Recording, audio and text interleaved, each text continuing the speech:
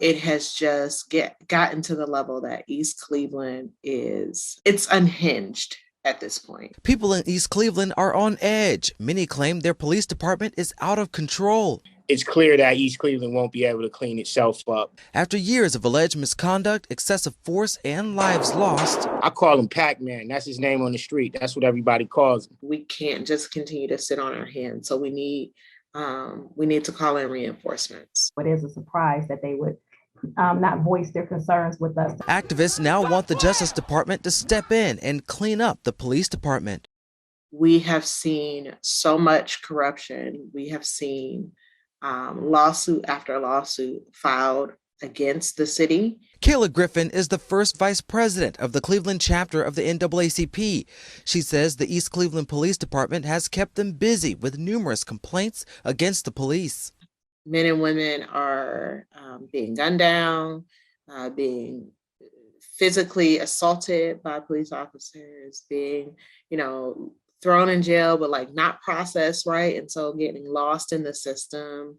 When you have high-speed chases that go through the city of East Cleveland and then come into the east side of Cleveland as well, and destroy property and take lives. At this point, we're we can't just continue to sit on our hands. So we need to call in reinforcements.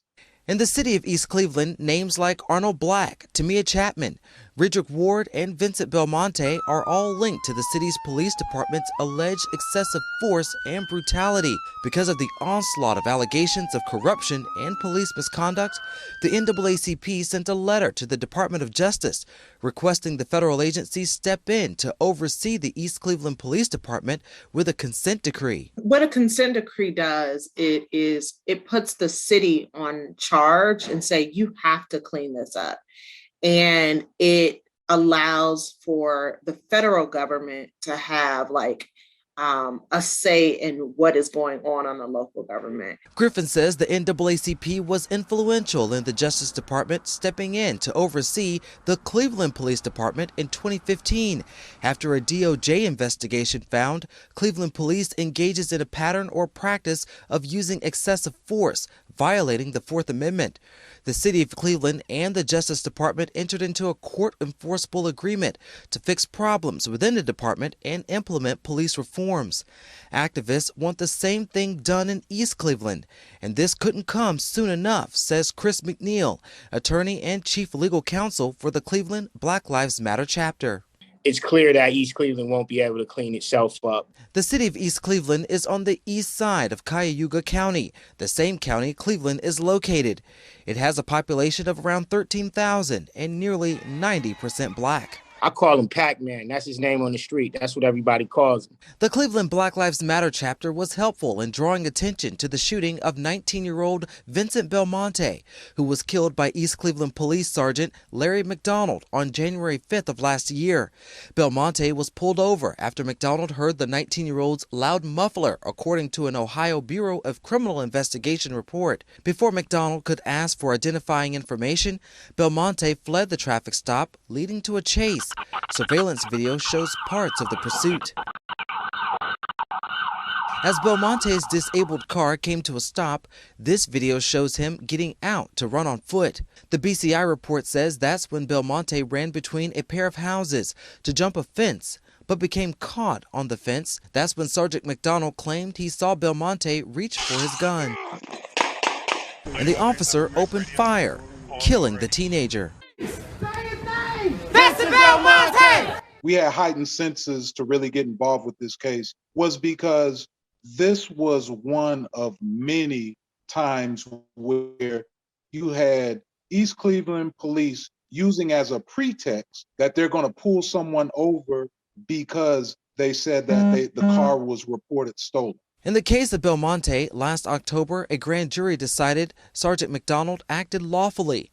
But while the family and community believes the shooting should not have been justified, the actions of Sergeant McDonald comes as no surprise to Kareem Hinton, co-founder of the BLM group.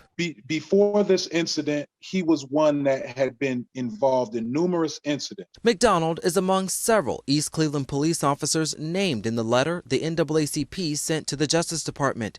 McDonald was also the focus of a WOIO investigation where he was allegedly caught on body cam video asking for marijuana seized in a traffic stop. Oh, take some hands, look, baby, what daddy brought you. The city of East Cleveland just gave him a little slap on the wrist for incidents where he was trying to get drugs out of the evidence room.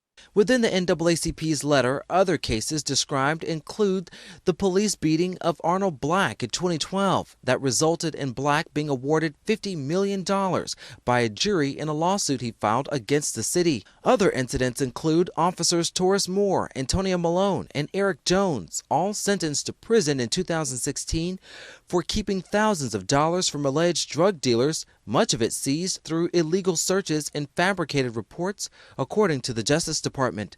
Griffin hopes with more scrutiny under a consent decree, the East Cleveland Police Department can clean up its act. Personnel reviews to better equipment, updated trainings, and like a continual of training.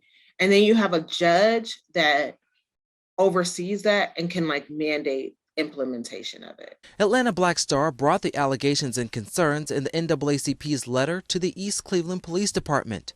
We do not tolerate misconduct by our officers. Commander Dominique King defended the police department's process for handling officer misconduct, at least under its current leadership. She says anytime the department learns of alleged misconduct from one of its officers, it launches an internal investigation.